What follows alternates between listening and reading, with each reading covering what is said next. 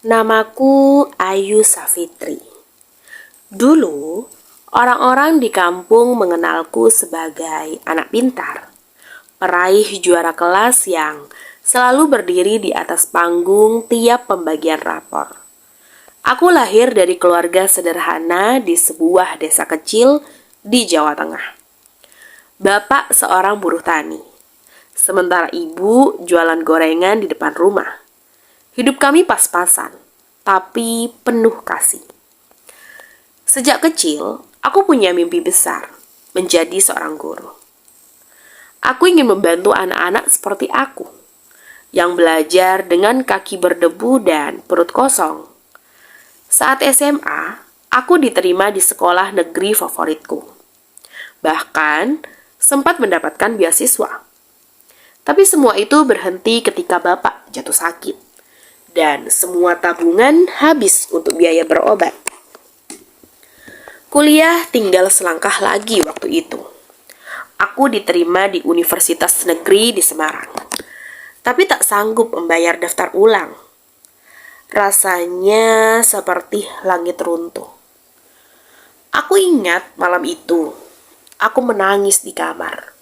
Meremas surat penerimaan yang kini sudah tidak ada gunanya. Beberapa bulan setelah bapak meninggal, ibu menyuruhku ke Jakarta. Cobalah nasibmu di sana, Yu. Di kampung kita gak ada harapan. Aku pun pamit, membawa satu tas lusuh dan mimpi yang sudah robek separuh. Jakarta, kota yang katanya penuh harap. Tapi yang aku temui justru hutan beton yang tak kenal belas kasihan. Aku pernah kerja jadi pelayan warung, jadi SPG, bahkan pernah ngamen di bus. Tapi uang selalu habis sebelum akhir bulan. Aku tidur berpindah-pindah, kadang di kos teman, kadang di emperan toko. Sampai suatu malam, aku bertemu Mama Lisa, wanita parubaya dengan dandanan menor dan bau parfum yang menyengat. Dia melihatku duduk lemas di halte, lalu mengajak bicara. Katanya, dia bisa bantu carikan kerja yang lebih cepat hasilnya. Aku terlalu lelah dan lapar untuk berpikir panjang. Malam itulah aku pertama kali menjadi Diana. Bukan lagi Ayu yang polos, tapi nama palsu yang harus kupakai demi bertahan hidup. Sejak itu, aku jadi bagian dari dunia malam, tempat di mana senyum bisa dibeli dan harga diriku ditukar demi sesuap nasi. Keseharianku sebagai PSK tidak pernah benar-benar sama, tapi selalu punya pola. Malam penuh senyum palsu, pagi penuh penyesalan. Dulu, aku berdiri di pinggir jalan, menunggu mobil berhenti dan kaca diturunkan. Tak semua yang berhenti punya niat baik, dan tak semua malam berakhir dengan selamat. Kadang aku harus berlari. Kadang aku hanya menangis dalam diam di pojok kamar kontrakan kecil yang kusewa bersama dua teman senasib. Tubuhku seperti barang sewaan, dan aku mulai kehilangan rasa terhadap dunia. Tapi hidup tidak memberi banyak pilihan. Aku belajar mengenali jenis-jenis pria hanya dari tatap mata dan cara bicara mereka. Aku belajar bicara manis, pura-pura tertawa, dan memainkan peran sesuai keinginan pelanggan. Aku bahkan belajar dandan dari YouTube demi tampil mahal. Perlahan, aku mulai dikenal. Bukan lagi di jalanan, tapi di jaringan eksklusif milik Mama Lisa. Dia melihat potensiku.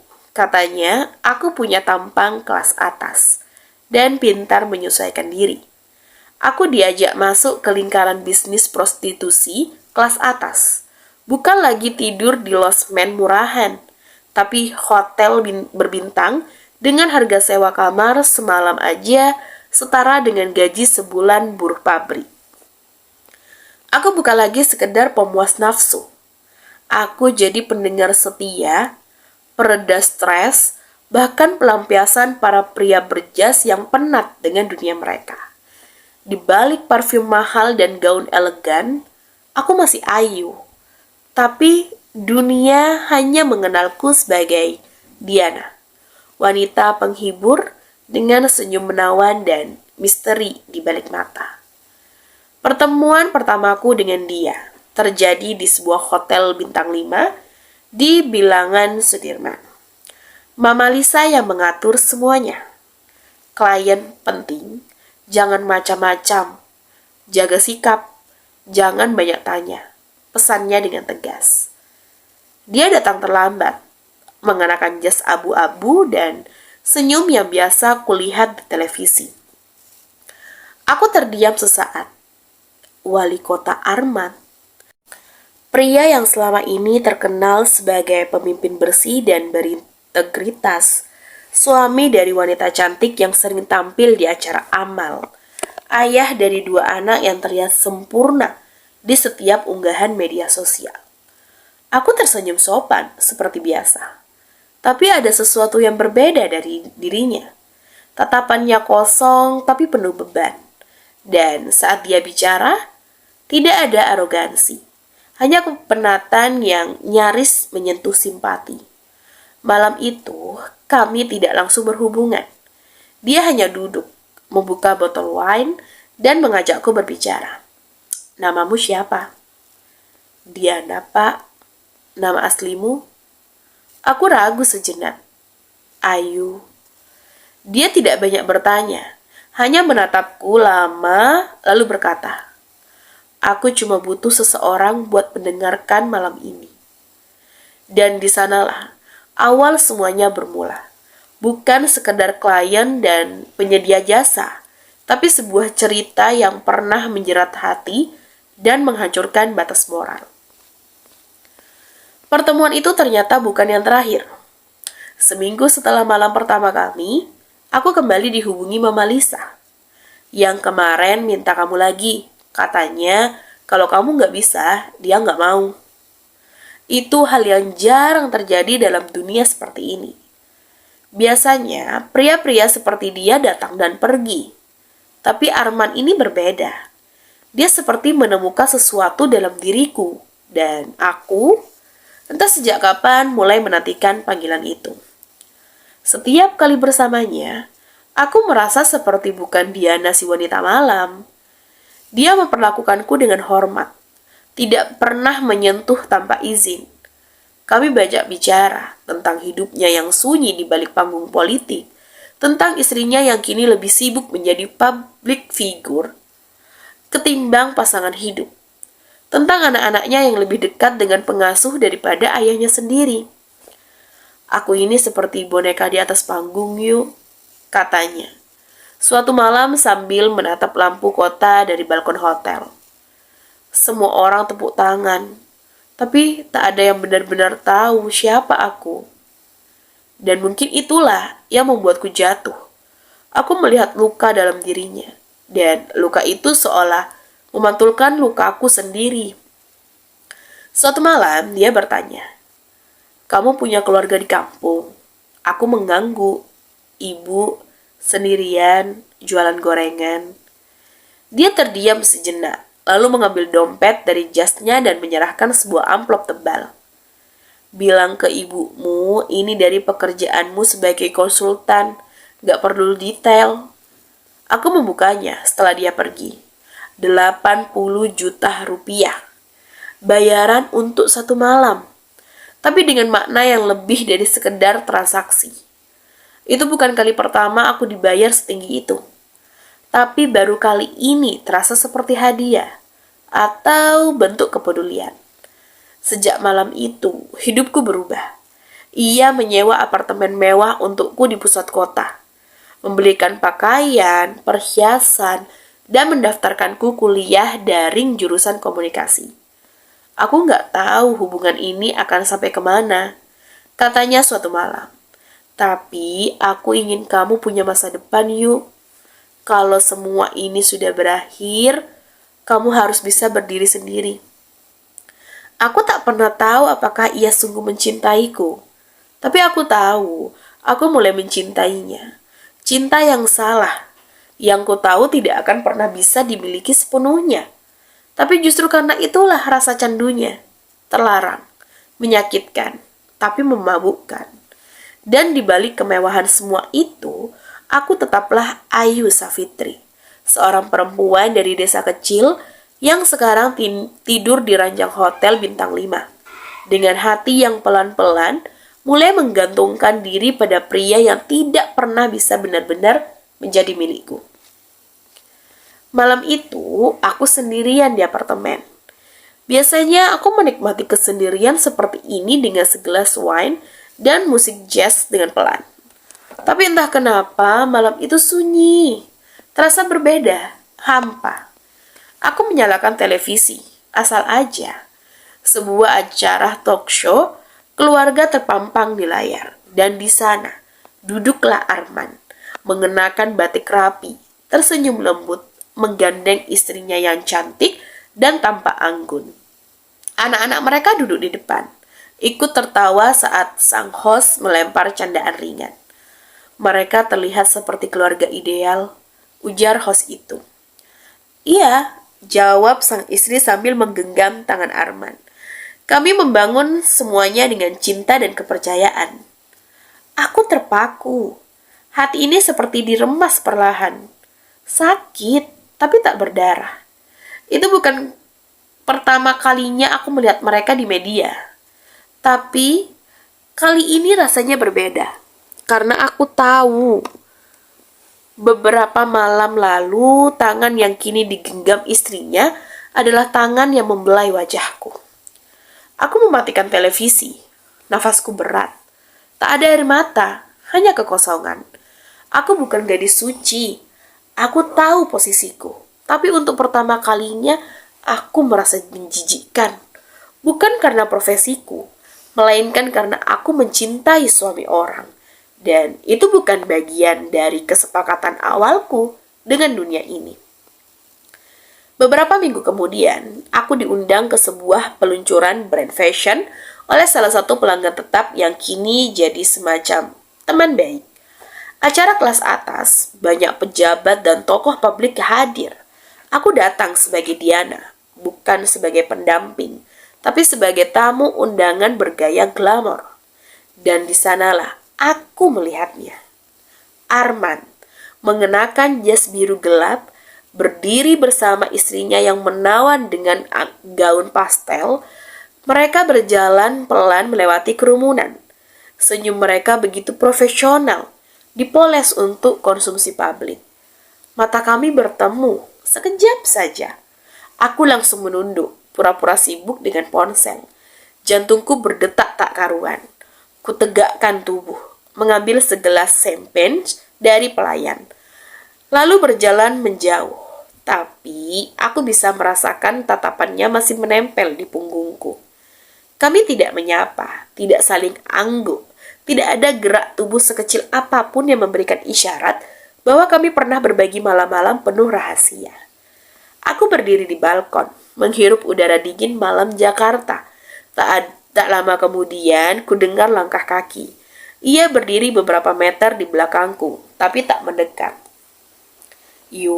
Suaranya pelan, nyaris tenggelam oleh dentuman musik dari dalam ruangan. Aku tidak menoleh, hanya menjawab lirih. Tolong, jangan di sini, Pak. Diam panjang di antara kami. Lalu dia berbalik dan pergi. Aku berdiri lama di sana, menatap lampu-lampu kota dari ketinggian. Aku tahu, cinta ini tak punya tempat. Tapi kenapa rasa bersalah dan rindu bisa tinggal dalam dada yang sama? Aku mematikan ponselku selama seminggu. Tak ingin menjawab panggilan dari Mama Lisa. Tak ingin membalas pesan klien. Bahkan tak ingin mendengar suara Arman. Jakarta terlalu bising untuk hati yang sedang berantakan. Maka kuputuskan pulang ke desa, tempat semuanya dulu bermula. Ibu menyambutku dengan pelukan hangat dan senyum tulus seperti biasa. Di rumah ini, aku masih Ayu Safitri, anak perempuan yang rajin membantu ibu di dapur. bukan perempuan berdandan mahal yang hidup dari pelukan lelaki asing. Tak ada yang tahu siapa aku di kota, dan aku ingin mempertahankan ketenangan ini. Hari-hariku kembali sederhana. Bangun pagi, menyapu halaman, membantu ibu jualan gorengan di warung kecil depan rumah. Aku tak memakai make up, tak mengenakan parfum mahal, tak ada heels atau dress ketat.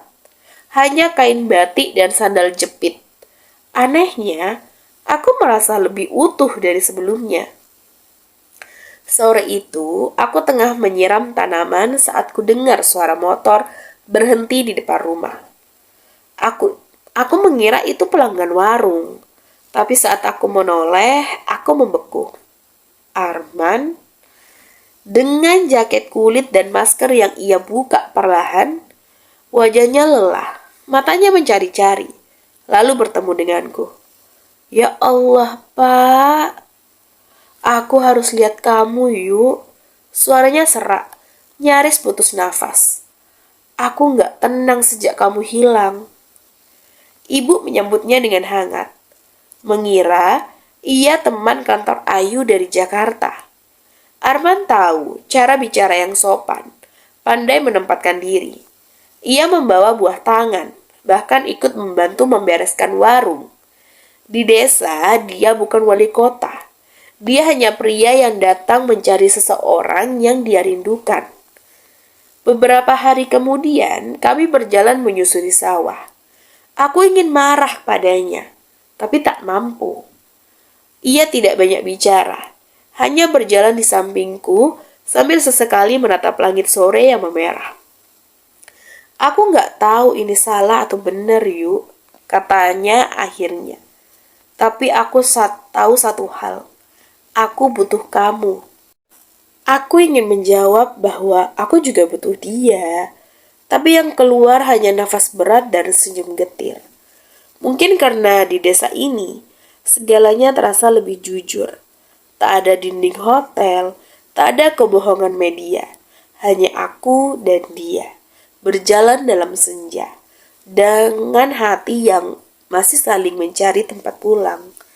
Malam itu, untuk pertama kalinya kami tidur di satu rumah yang tidak dibayar oleh siapapun. Ia tidur di ruang tamu dan aku di kamar.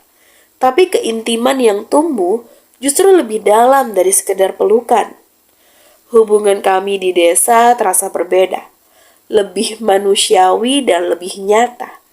Tapi justru karena itu aku tahu, semua ini tidak akan bertahan lama.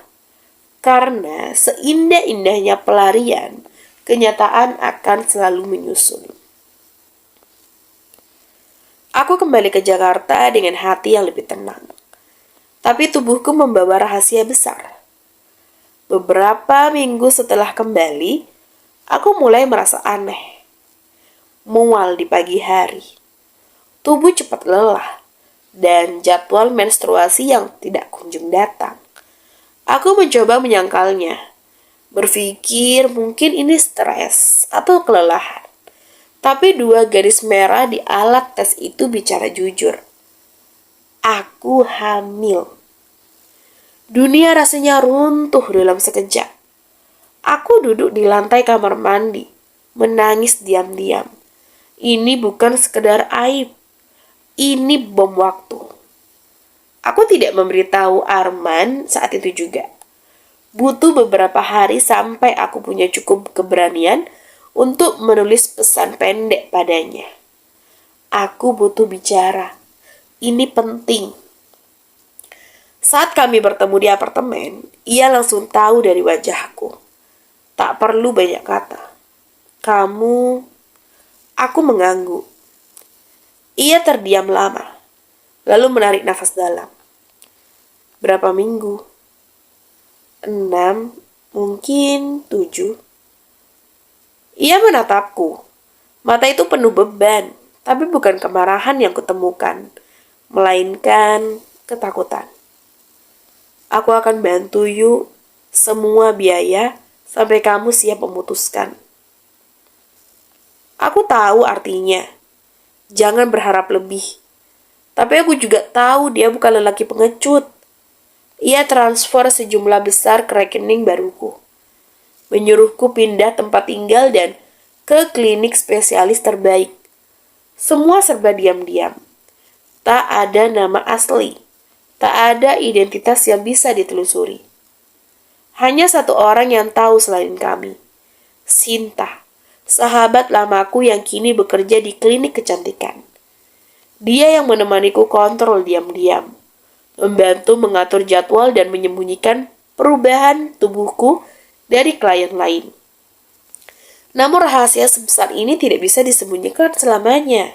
Entah siapa yang membocorkannya lebih dulu. Mungkin sopir pribadi yang curiga karena jadwal Arman ke Jakarta makin sering. Mungkin ajudan yang diam-diam mencium gelagat dari transaksi keuangan pribadi Arman yang tidak biasa. Atau mungkin istrinya sendiri yang wanita pintar terlalu cermat membaca gelombang. Yang pasti, satu sore Arman mengirim pesan pendek. Kita ada masalah. Aku tak menjawab. Saat itu aku sedang duduk di klinik, memandangi layar USG yang menunjukkan denyut kecil, jantung bayi yang belum tahu dunia itu seperti apa ia akan lahir nanti. Dan dalam hati aku tahu, hanya tinggal waktu sebelum semuanya meledak.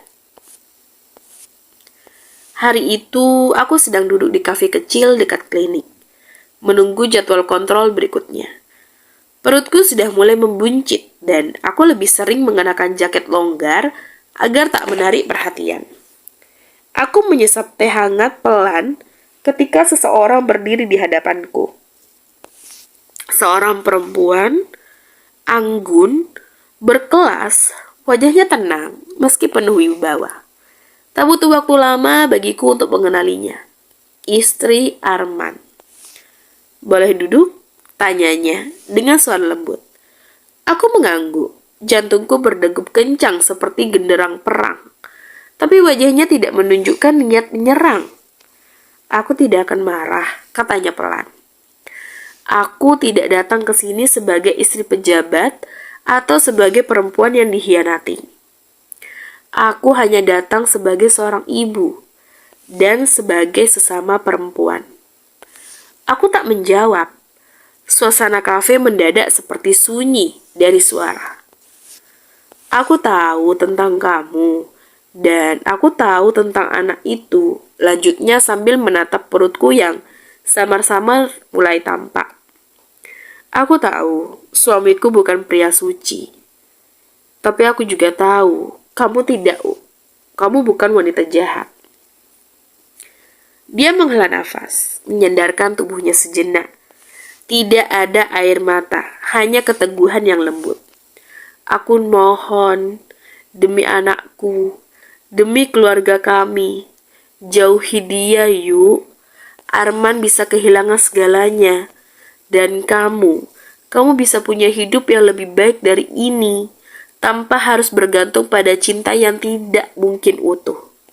Ada jeda panjang. Mataku mulai berkaca-kaca. Bukan karena kata-katanya menyakitkan, justru karena cara dia menyampaikannya membuatku merasa sangat kecil. Aku tak dibentak, tak diancam, tapi itu justru yang membuatnya menampar lebih keras. Aku akan bantu jika kamu butuh sesuatu. Tapi tolong, jangan ambil ayah dari anak-anak yang masih butuh rumah utuh. Dia bangkit, meninggalkanku dengan secari kartu nama dan senyum yang seperti garis luka tipis di wajahnya. Langkahnya ringan, tenang, seolah ia sudah memaafkanku bahkan sebelum aku sempat minta maaf. Aku pulang ke apartemen malam itu dan menatap cermin lama sekali. Di sanalah berdiri seorang perempuan yang pernah merasa dicintai. Kini harus memilih untuk tidak lagi menjadi bagian dari hidup pria yang ia cintai. Keesokan harinya, aku mengirim pesan terakhir kepada Arman. Jangan cari aku baik-baik saja. Terima kasih untuk segalanya. Lalu aku ganti nomor, pindah kota, dan membawa serta satu-satunya bagian dari Arman yang tidak pernah bisa direnggut oleh siapapun dariku, anak ini.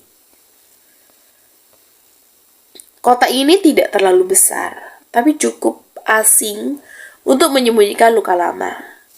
Aku memilih hidup sederhana, menyewa kamar kecil di rumah susun, bekerja sebagai admin di toko bahan bangunan.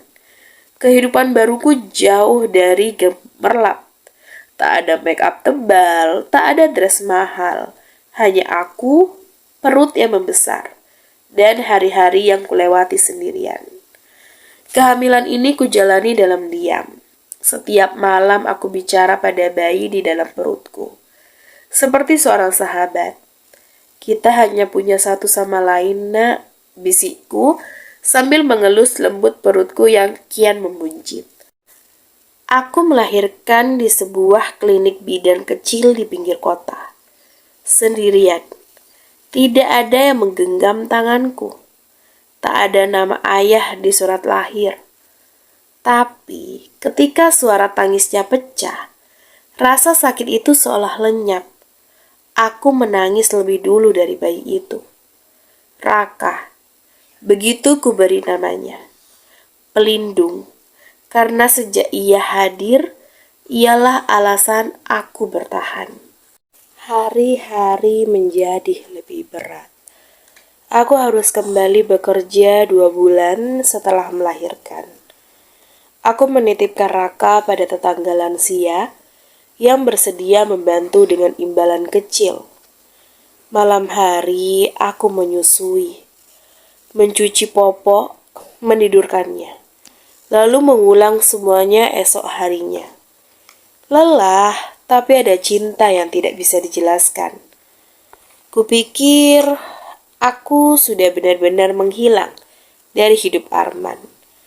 Tapi aku lupa, rasa bersalah dan kehilangan bisa membuat seseorang mencari seumur hidupnya. Malam itu, ketika Raka berusia hampir 2 tahun, aku sedang menjemur cucian yang belum sempat kering. Tiba-tiba, ku dengar suara langkah mendekat di lorong sempit rumah susun. Aku menoleh, dan jantungku langsung berdegup kencang. Arman, ia berdiri di sana. Lebih kurus, rambut mulai beruban di pelipis. Wajahnya letih, tapi matanya masih menyimpan sesuatu yang sulit kuabaikan. Aku nggak tahu harus mulai dari mana, Ayu, katanya lirih. Aku sudah ke banyak tempat. Aku cuma mau tahu kamu baik-baik saja. Aku tak menjawab. Raka menangis dari dalam. Dan secara refleks, aku masuk lalu menggendongnya. Saat aku kembali ke depan pintu, Arman terdiam menatap anak itu. Wajahnya pucat. Itu dia? Aku hanya mengangguk. Tidak ada kata lain.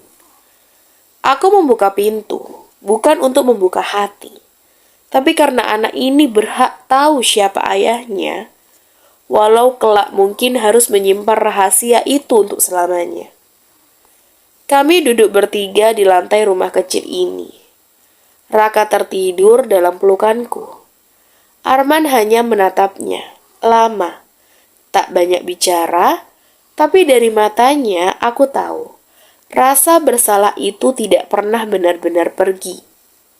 Dan mungkin untuk malam ini saja, ia hanya ingin menjadi seorang ayah, bukan wali kota, bukan suami orang, hanya seorang pria yang datang kembali pada kesalahan yang pernah ia cintai. Sudah hampir 5 bulan sejak malam Arman datang. Ia tak sering muncul, tapi sesekali mengirim kabar, bukan pesan mesra, hanya sekedar butuh apa, atau Raka sehat. Ia tetap menjadi bayangan samar. Terlihat tapi tak pernah benar-benar ada. Yang justru lebih sering menghubungi adalah perempuan yang dulu datang dengan anggun dan suara lemah lembut, istri Arman. Aku menyimpan kontaknya dengan nama samaran. Ia tak pernah menyapa aku dengan ketus. Bahkan sejak awal, ia hanya ingin tahu satu hal. Apa kalian sehat? Setiap bulan, transfer masuk ke rekeningku. Jumlahnya cukup untuk hidup sederhana dengan layak. Tak pernah lebih, tak pernah kurang. Uang itu tidak membuatku merasa nyaman, tapi setidaknya membuatku kuat untuk bertahan. Suatu malam, saat aku membalas pesannya dan mengucapkan terima kasih, dia menjawab dengan satu kalimat yang membuatku terdiam lama. Saya tidak marah padamu. Saya hanya ingin semuanya baik-baik saja. Hingga suatu hari, aku merasa waktunya tiba untuk jujur. Bukan pada Arman, tapi pada dua orang yang seharusnya tahu sejak awal, ayah dan ibuku. Aku pulang ke desa setelah sekian tahun, membawa Raka, tidak untuk menyembunyikan lagi, tapi untuk menunjukkan siapa aku sekarang. Bukan Ayu yang dulu lulus ranking 1, tapi Diana yang pernah jatuh dan berdiri lagi. Awalnya mereka hanya memelukku lama. Ibuku menangis, memeluk Raka seperti cucu yang sudah lama hilang. Ayahku lebih diam, tapi tangannya gemetar ketika menyentuh kepala cucunya. Namanya siapa? Raka ya? Ia mengangguk. Dia anakmu. Itu cukup? Aku tak cerita banyak soal siapa ayah Raka. Cukup kukatakan bahwa lelaki itu tidak bisa hadir dalam hidup kami. Tapi ia bertanggung jawab dari jauh. Dan entah kenapa, orang tuaku tidak banyak bertanya lebih jauh. Mungkin mereka tahu. Mungkin mereka pura-pura tak tahu. Tapi mereka memeluk kami seperti yang seharusnya dilakukan oleh keluarga. Untuk pertama kalinya setelah bertahun-tahun, aku tidur di kamar lama. Dengan Raka di pelukanku dan hati yang tak lagi sesak oleh rahasia. Mungkin hidupku belum selesai diuji. Tapi untuk malam itu, aku merasa cukup. Dan esok harinya, sebuah pesan masuk lagi. Dari nomor tak bernama. Bagaimana kabarnya hari ini? Butuh apa? Aku tersenyum tipis. Hidup memang tak selalu lurus. Tapi selama masih ada yang bertanya dengan tulus, mungkin dunia ini belum sepenuhnya gelap. Pesan itu datang pagi-pagi. Bagaimana kabar kalian hari ini? Butuh apa? Nomor itu tidak kusimpan. Tapi aku tahu persis siapa yang mengirimnya. Arman. Aku mengetik lama, menghapus, mengetik lagi. Lalu akhirnya aku jawab singkat. Kami baik, tolong jangan hubungi lagi. Ini cukup sampai di sini. Kuharap itu akhir dari semua yang tak seharusnya dimulai. Tapi di dunia ini, tak selalu tunduk pada harapan. Beberapa hari setelah pesan itu, kejadian yang tak terkuduga datang. Dari arah yang paling membuatku terpukul. Istri Arman. Kali ini dia datang bukan dengan kelembutan. Bukan dengan simpati. Tapi dengan tatapan tajam dan nada suara yang dingin.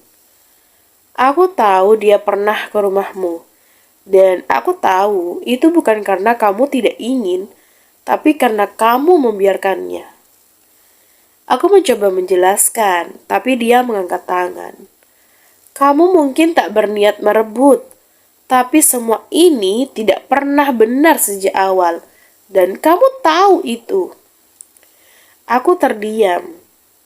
Untuk pertama kalinya, aku tak bisa membela diriku sendiri, karena mungkin benar. Aku diam. Aku membiarkan. Dan karena diamku, aku menyakiti seseorang yang selama ini berusaha menjaga segalanya tetap utuh. Dan yang lebih menyakitkan dari tatapan kekecewaan itu adalah dampaknya. Rumor mulai menyebar di desa tentang anak haram, tentang pejabat, tentang uang bulanan yang mereka sebut uang tutup mulut. Tak lama kemudian, rumah orang tuaku disita. Tak jelas oleh siapa. Tapi aku tahu itu bukan kebetulan. Mungkin sebagai tekanan.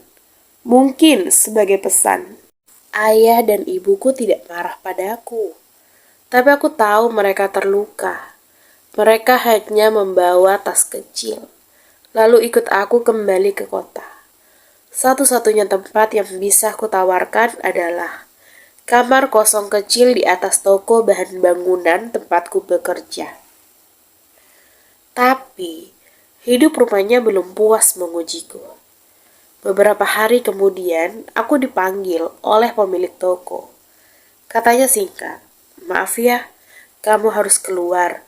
Ada tekanan dari atas dan kami tidak bisa melindungimu." Tak ada amarah, hanya diam. Dunia ini kecil, dan kabar menyebar lebih cepat dari rasa kasihan.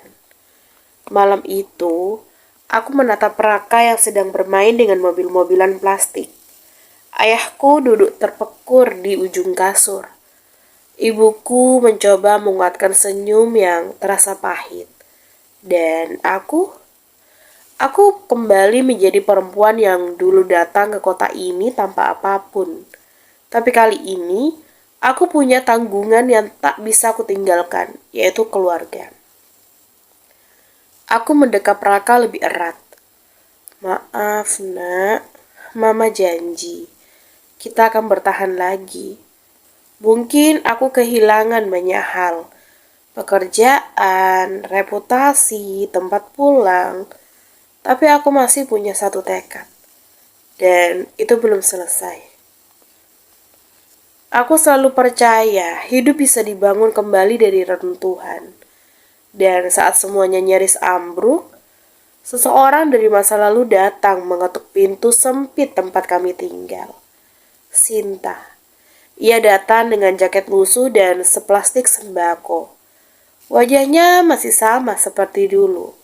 Lugas, tulus, tanpa banyak basa-basi.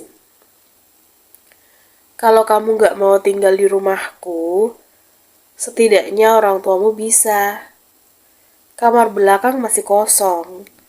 Aku gak bisa bantu banyak, tapi kita bagi nasi ya." Aku menunduk, menangis di pelukannya. Bukan karena sedih, tapi karena akhirnya aku tak merasa sendiri di kota sebesar ini. Kami pindah ke rumah kontrakan milik Sinta. Hidup hemat, sangat hemat. Ayahku mulai sakit-sakitan, dan ibuku membantu mengurus Raka. Tapi tabungan menipis, dan pekerjaan tak mudah didapat dengan nama seburuk punyaku.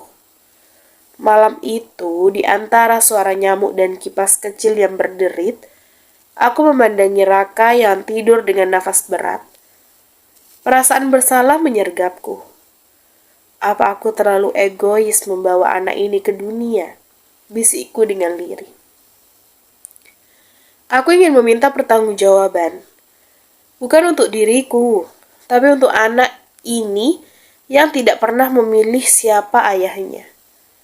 Kupikir Arman akan mendengarkan. Tapi dunia sedang berbalik padanya juga. "Beliau sedang diperiksa KPK, Mbak. Kami tidak bisa meneruskan permintaan ini." Begitu suara dari sekretarisnya saat aku nekat datang ke kantornya. Arma tak membalas pesanku, tak menelpon, tak mencariku. Tiba-tiba aku bukan siapa-siapa lagi.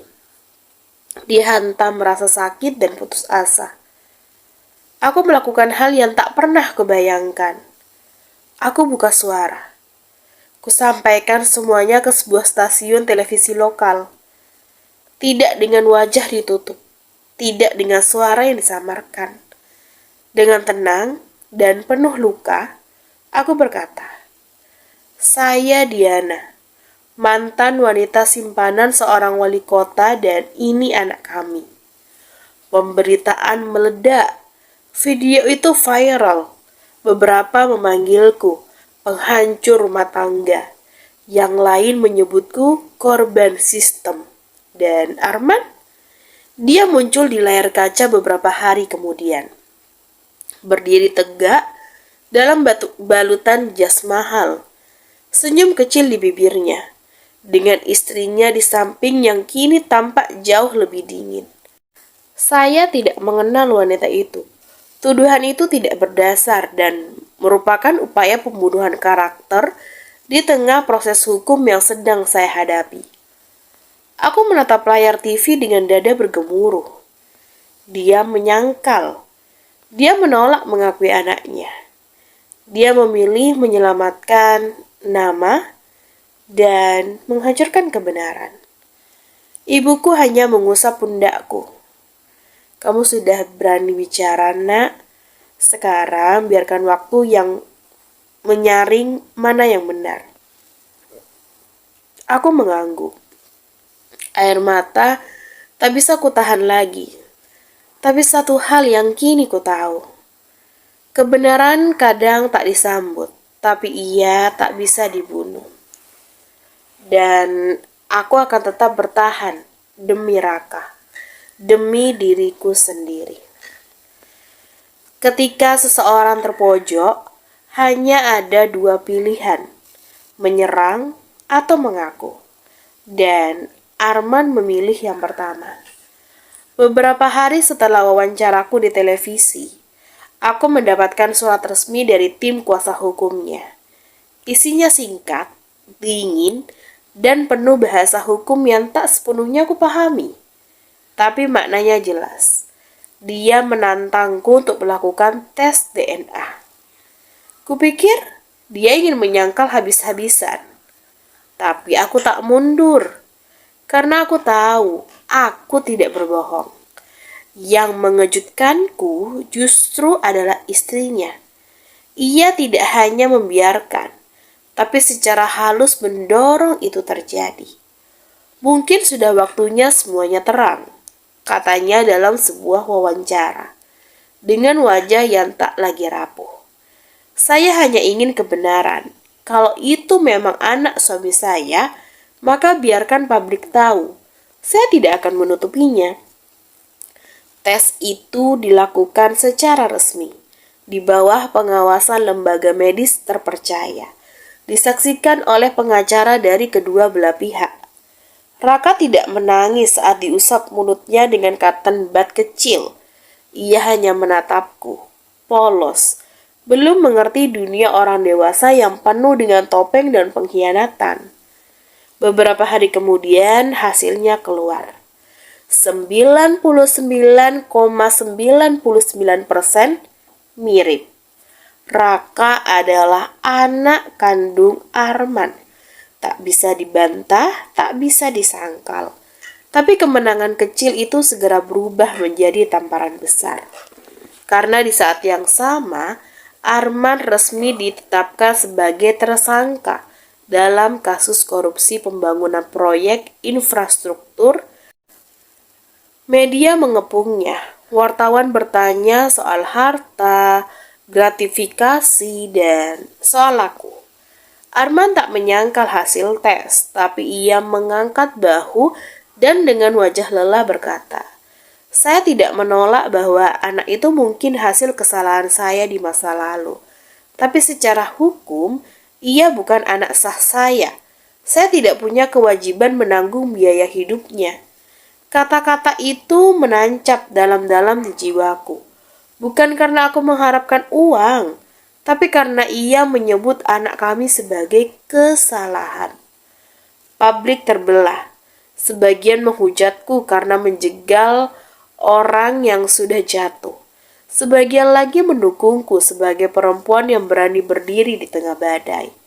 Tapi pada akhirnya, satu hal tetap nyata. Aku tak dapat apa-apa. Tak ada hak hukum untuk Raka. Tak ada tunjangan. Tak ada pengakuan tertulis, hanya selembar hasil tes DNA dan luka yang bertambah dalam. Malam itu, aku memeluk Raka erat-erat. Ia tertidur dengan nafas hangat di dadaku. Tak tahu bahwa namanya kini jadi bahan perdebatan nasional. Aku janji nak, bisikku. Kita nggak akan minta-minta lagi. Mulai sekarang, kita berdiri atas nama kita sendiri. Karena kadang kebenaran bukan tentang menang atau kalah, tapi tentang tidak lagi bersembunyi. Dan aku tidak akan bersembunyi lagi. Malam itu, tak ada suara lain selain jangkrik dan desir angin dari bukit kecil di belakang rumah kayu sederhana tempat aku kini tinggal. Aku duduk di teras, memandangi Raka yang sedang berlari-lari kecil, mengejar kupu-kupu sambil tertawa renyah. Usianya sudah 5 tahun sekarang. Cerdas, ceria, dan memiliki mata penuh rasa ingin tahu seperti ayahnya. Setahun yang lalu, aku meninggalkan kota. Bukan karena kalah, tapi karena ingin memberi ruang bagi hatiku untuk sembuh. Yang justru menolongku pergi saat itu bukan siapa-siapa, tapi istri Arman sendiri. Dia datang diam-diam, membawa satu koper kecil berisi uang dan sebuah surat. Jangan tinggal di sini. Bukan untuk kamu, tapi untuk anak itu. Aku tidak bisa menyelamatkan suamiku, tapi mungkin aku bisa menebus sebagian luka yang ia tinggalkan. Pergilah, bangun hidup yang benar, jauh dari nama kami. Aku tak pernah menyangka kebaikan akan datang dari orang yang paling seharusnya membenciku. Tapi dia lebih kuat dan lebih besar dari dendam. Dan aku menghormati itu. Kami pindah ke sebuah desa kecil di kaki gunung. Tenang, bersih, dan asing. Tapi dalam keasingan itu, aku menemukan kedamaian. Ibuku mulai menanam sayuran di belakang rumah, dan ayahku sempat bahagia meski tubuhnya mulai melemah. Beberapa bulan lalu, ia pergi untuk selamanya. Tenang dalam tidurnya, dalam senyum kecil yang membuatku yakin ia sudah memaafkanku dan dirinya sendiri. Hari ini, Raka duduk di pangkuanku. Tangannya menggenggam mainan kayu yang dibuatkan ayahku dulu. Lalu sebuah suara menyapaku dari pagar depan. Perempuan itu masih anggun dengan kebaya sederhana dan mata yang tak lagi menyimpan kemarahan. "Apa aku boleh masuk?" katanya dengan lembut. Aku hanya mengangguk. Ia duduk di sampingku, memandang Raka dengan mata yang lembut. "Kamu kelihatan damai sekarang," ujarnya. Aku mengangguk. Butuh waktu dan air mata yang banyak. Ia menatap ke langit. Kita berdua kehilangan ya, tapi dari semua yang terjadi, aku belajar bahwa tak semua luka harus dibalas dengan luka. Kadang kita hanya perlu berhenti menyakiti diri sendiri. Aku menggenggam tangannya. Tak ada dendam, hanya rasa lega yang samar. Terima kasih karena pernah menyelamatkan aku dan anakku. Ia tersenyum kecil. Kamu juga menyelamatkan dia, Arman. Mungkin tak pernah jadi suami yang baik, tapi kamu memberinya warisan terbaik, anak ini. Mata kami sama-sama basah, tapi kali ini bukan karena kesedihan, tapi karena kami tahu perjalanan kami mungkin berbeda, tapi kami dipertemukan oleh satu hal yang sama, cinta yang tidak sempurna, tapi tulus. Hari mulai gelap. Raka memelukku erat-erat, lalu tertidur di pangkuanku. Aku menatap wajah kecilnya. Ini bukan hidup yang sempurna, nak, tapi ini hidup yang kita pilih sendiri. Dan mama bangga sudah sampai di sini. Dan untuk pertama kalinya, aku benar-benar merasa bebas. Tahun-tahun itu akhirnya lewat seperti mimpi buruk yang perlahan memudar. Dan aku bangun di dunia yang benar-benar berbeda. Sudah hampir 15 tahun Sejak aku meninggalkan kota itu, sejak meninggalkan nama Arman, segala luka dan kenangan yang menyakitkan. Sekarang, aku tinggal di sebuah kota kecil di ujung timur Jawa. Rumah kami sederhana, tapi nyaman. Di terasnya tumbuh bunga melati yang harum setiap pagi. Dan suara anak-anak tertawa menjadi musik yang paling kurindukan saat senja datang. Aku menikah dengan seorang guru desa, Rifki namanya. Laki-laki sederhana, tenang, dan berhati lapang. Dia tahu masa laluku, tapi tak pernah menanyakan lebih dari yang aku bersedia bagikan. Yang aku tahu, katanya saat melamarku dulu. Kamu adalah perempuan kuat yang aku ingin banggakan setiap hari. Kami dikaruniai 2 orang anak perempuan, Aira dan Naila, si kembar yang riang, suka bernyanyi, dan berlari-lari memelukku dari belakang saat aku sedang menanak nasi. Dan Raka, ia kini sudah tumbuh menjadi lelaki dewasa yang tampan dan bijak. Dia tahu siapa ayah biologisnya, tapi dia tidak pernah merasa kurang kasih sayang. Rifki adalah ayah yang ia panggil bapak dengan penuh kebanggaan. Hari ini, Raka mengemasi koper besar di kamarnya.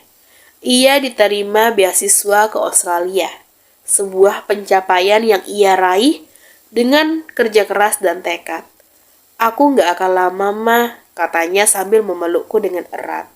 Aku cuma mau jadi orang yang bisa bikin mama dan bapak bangga. Air mata mengalir begitu saja. Tapi bukan karena sedih. Karena aku tahu anakku kini telah memiliki sayap. Aku mengantar Raka ke bandara bersama Rifki dan kedua adiknya yang heboh, minta oleh-oleh. Saat pesawatnya mengudara, aku menggenggam tangan suamiku erat-erat. Makasih ya, bisikku. Untuk apa? Untuk jadi rumah buat kami bertiga waktu itu. Rifki hanya tersenyum. Kamu juga rumah buatku. Dan di bawah langit biru yang bersih, dengan tangan anak-anakku menggandengku dari 2 sisi, aku tahu satu hal yang pasti. Aku pernah tenggelam, tapi kini aku berenang di laut yang lebih tenang. Bukan karena dunia berubah, tapi karena aku memilih berdamai dan membangun hidup baru yang kupilih sendiri. Aku, Diana, perempuan yang pernah runtuh, tapi tidak pernah menyerah. Dan ini adalah kisahku.